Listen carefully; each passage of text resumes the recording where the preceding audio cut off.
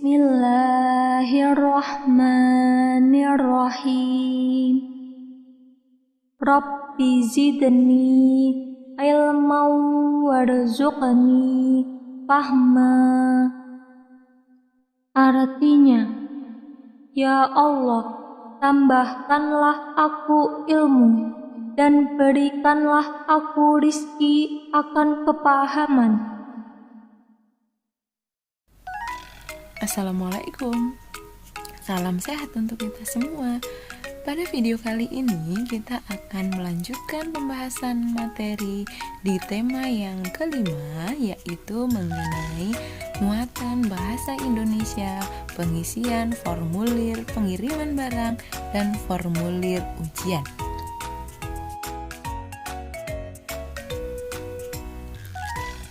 Jenis-jenis pengiriman yang dilakukan melalui jasa pengiriman yang pertama bisa dilakukan di era globalisasi ini, yaitu pengiriman uang melalui kantor pos, namanya whistle. Sedangkan ada lagi karena sekarang zamannya sudah lebih maju, orang tidak harus datang ke kantor pos untuk mengirimkan uang. Ada fasilitas lain, yaitu menggunakan pengiriman uang melalui bank atau bisa dilakukan dengan transfer. Transfer ini pun sekarang tidak harus lagi datang ke bank, bisa dilakukan menggunakan internet banking maupun mobile banking. Namun demikian, harus tetap berhati-hati karena penggunaan teknologi melalui handphone ada juga yang rawan terhadap tindak kejahatan, jadi harus berhati-hati dalam penggunaannya. Berikutnya adalah pengiriman barang, bisa melalui kantor pos maupun jasa pengiriman barang lainnya yang sudah kita kenal ya, di sekitar kita banyak sekali. Pengiriman barang namanya paket. Kalau pengiriman uang tadi ada berupa whistle maupun transfer. Kalau pengiriman barang namanya paket. Yang mungkin sekarang ini ketika liburan kalian sering menjumpai ya, ada paket datang di rumahmu, tiba-tiba bagi paket, itu berarti mendapat pengiriman barang. Jasa pengiriman ini memerlukan orang yang bisa menyampaikan barang dari pengirim kepada penerima dengan lancar. Orangnya namanya kurir. Nah, jadi orangnya namanya kurir kalau jasa pengirimannya beraneka ragam ya. Jasa pengiriman itu dia memiliki banyak kurir yang mendistribusikan barang-barang itu sesuai dengan alamat tujuan. Adanya globalisasi di bidang teknologi maupun ekonomi memudahkan orang berbelanja secara online sehingga antara penjual dan pembeli tidak lagi bertatap muka, sehingga pembeli pun tidak langsung bisa menerima barangnya. Sehingga sekarang ada jasa pengiriman barang itu bisa dilakukan karena ada jual beli online ya, perdagangan online. Contohnya seperti ini, formulir pengiriman barang dalam negeri. Ada data penerima dan data pengirim yang harus diisi dengan benar. Formulir pengiriman barang digunakan ketika akan mengirim barang baik di dalam negeri maupun di luar negeri. Jadi, pengiriman barang ini tidak harus pengiriman barang hasil jual beli, tetapi juga pengiriman untuk keperluan lain, misalnya pengiriman dokumen maupun pengiriman barang dari saudara atau hadiah dari teman. Penulisan informasi pada saat mengisi formulir pengiriman barang harus benar, misalnya namanya, nomor telepon, serta alamatnya. Kesalahan dalam penulisan alamat akan menyebabkan barang tersebut tidak akan sampai kepada penerima. Begitu juga Pencantuman nomor telepon dimaksudkan agar nomor tersebut bisa dihubungi oleh kurir ketika barang sampai di rumah penerima tetapi tidak ada orang yang bisa menerima. Itu fungsinya. Alamat ini nanti biasanya dicantumkan kode pos. Apa fungsi pencantuman kode pos? Kode pos ini untuk memudahkan dalam pengkategorian barang sesuai dengan alamat tujuan. Selain itu, penulisan kode pos ini juga nanti sebagai tolak ukur untuk biaya pengiriman. Karena biaya pengiriman itu bergantung kepada jarak atau lokasi serta berat barang tersebut, dihitungnya per kilogramnya. Nah, ini penulisan itu harus benar untuk menghindari kesalahan saat proses pengiriman. Kenapa pengiriman barang itu yang reguler kan biasanya 3-4 hari ya, bisa melebihi waktu tersebut karena ada beberapa kemungkinan. Yang pertama, mungkin ada penulisan alamat yang kurang tepat, nomor telepon yang bisa dihubungi. Jadi ketika kurir ini mendapatkan masalah, tidak dapat mencari solusi kepada penerimanya. Lalu, apa saja yang harus ditulis dalam formulir pengiriman barang? Yang pertama adalah data pengirim. Harus diisi dengan benar dan lengkap, mulai dari nama, alamat, kode pos, nomor HP. Itu diisi dengan sangat lengkap. Kemudian data penerima harus jelas juga nama, alamat, kode pos, serta nomor HP-nya. Kalau data penerima itu ditujukan untuk nanti ketika penerimaan barang, namun untuk data pengirim ini dilakukan ketika dimungkinkan harus benar karena nanti ini berkaitan dengan informasi kepada penerima barang. Yang ketiga adalah tempat dan tanggal pengiriman barang, di mana barang itu dikirim, asalnya dari mana, serta kapan. Untuk mengetahui lama pengiriman ya, maka harus dilakukan penulisan tanggal pengiriman.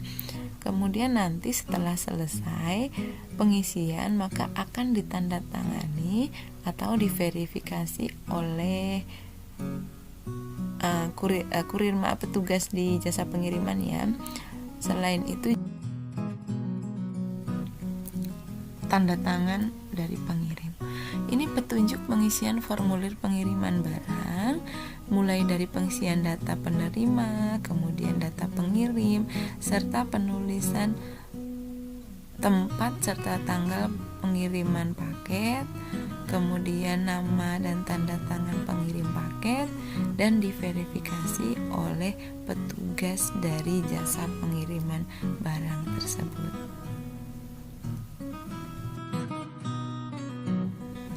Oke, berikut ini cara pengisian formulir pengiriman barang. Oke, contohnya ini nanti kita akan isi pada formnya ya. Pada tanggal 10 Oktober 2020, Diana membeli sebuah buku di toko pintar di Jalan Kembangan 2, Jakarta Barat 11610. Kalau ada 5 digit angka ini berarti ini adalah kode pos. Buku itu akan dikirim kepada Diana tanggal 14 Oktober 2020. Diana tinggal di Jalan Ikan Mas 9, Semarang, Jawa Tengah 50114. Nomor telepon toko pintar 0899 816 75431. Sedangkan nomor telepon Diana 0877 1450 9872. Sekarang bantulah toko pintar untuk mengisi formulir pengiriman barang itu. Dari sini kita identifikasi dulu siapa pengirimnya dan siapa penerimanya. Oke, kita lihat formulirnya. Yang pertama adalah data penerima. Penerima berarti yang membeli buku yaitu Diana. Nama awalnya kita tulis Diana. Nama akhir karena hanya satu kata maka kita isi tanda strip. Jangan dikosongin ya, tapi strip. Alamat penerima, alamatnya Diana di Jalan Ikan Mas 9. Provinsi Jawa Tengah, kota atau kabupaten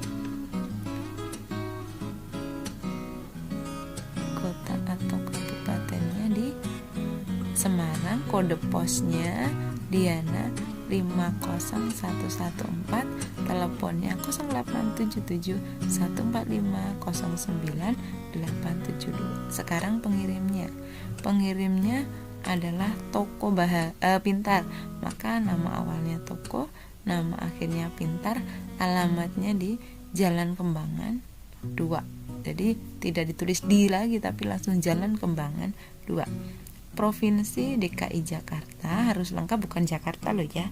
Jakarta itu kota. Kalau nama provinsinya DKI Jakarta, daerah khusus ibu kota Jakarta. Kota atau kabupaten Jakarta Barat, kode posnya 11610, telepon 089981675431. Oke, untuk data penerima dan pengirim sudah selesai. Berikutnya jangan lupa cantumkan tempat dan tanggal pengiriman. Tadi akan dikirim tanggal 14 Oktober. Berarti yang ngirim dari Jakarta, maka ditulis Jakarta 14 Oktober 2020. Ingat, setelah nama tempat untuk menulis tanggal itu diberi dulu tanda koma. Kemudian bubuhkan tanda tangan pengirimnya. Oke, pengirimnya Toko Pintar. Oke. Berikutnya sudah selesai, maka diserahkan kepada petugas di jasa pengiriman. Kalau sudah benar data sudah terisi, maka ditandatanganin dan diberi nama. Petugasnya kebetulan namanya Amelia misalnya. Ketika mengirimkan barang, biasanya juga nanti ditanyakan barang yang dikirim apa, misalnya dokumen atau barang pecah belah atau makanan, itu harus ditulis untuk mengingatkan kepada petugas ketika nanti pengiriman barang. Jadi kalau barang itu berupa makanan, maka tidak boleh ditumpuk dalam jumlah yang banyak dan tidak boleh terkena air. Kemudian untuk pengiriman barang pecah belah, maka kurir bisa berhati-hati karena sudah ada tanda peringatannya, misalnya jangan dibanting gitu kan. Oke, itu tadi mengenai pengisian formulir pengiriman barang.